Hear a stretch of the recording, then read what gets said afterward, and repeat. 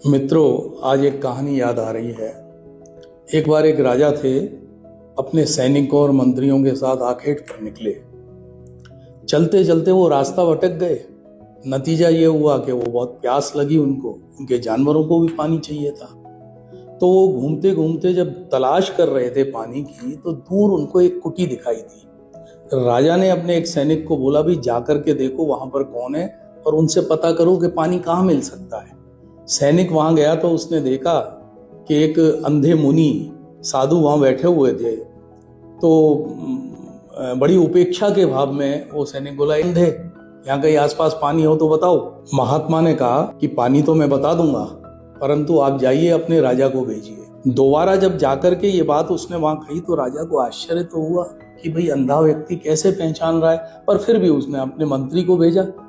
मंत्री वहां गए तो उन्होंने कहा कि ए सूरदास, आसपास पानी हो तो बताइए, हमें बहुत प्यास लग रही है। साधु ने फिर वही उत्तर दिया कि आप जाइए और अपने राजा को भेजिए। मंत्री को भी बड़ा आश्चर्य हुआ, पर खैर वो गए और अब की बार राजा आए। राजा आकर के बोले, हे महात्मन, आप यद्यपि प्रज्ञाचक्षु हैं, फिर भी आप अपना दैनंदिन कार्य तो करते ही हैं, तो आसपास की सारी चीजें आपको ज्ञात होंगी।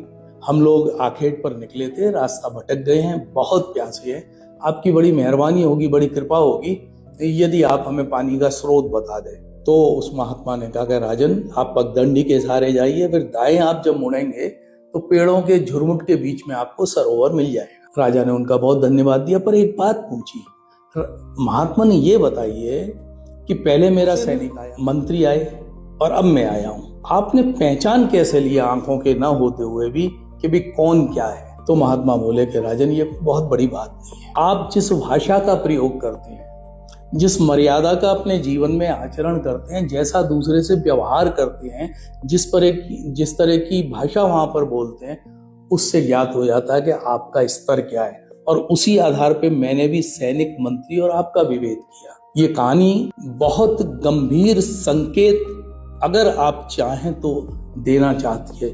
पिछले लगभग 1-1.5 महीने से जो कुछ इस देश में हो रहा है, पहले एक आंदोलन जंतर मंतर पे हुआ, उस पे जिस तरह की भाषा हमारे युवाओं ने प्रयोग की, और अभी 2-3 दिन पहले एलओपी जो कहे जाते हैं, जिनको हम ये कह सकते हैं कि अगर संविधान की भावना की बात करें तो शैडो कैबिनेट के प्रधानमंत्री ही हैं वो एलओपी ने एक रचनात्मक कांग्रेस करके कोई कार्यक्रम किया और उसमें अपने से 20 वर्ष बड़े और देश के प्रधानमंत्री के लिए जिस तरह की भाषा का प्रयोग किया, उसने आहत तो किया ही, परंतु साथ में ये चिंता भी मन में पैदा हुई कि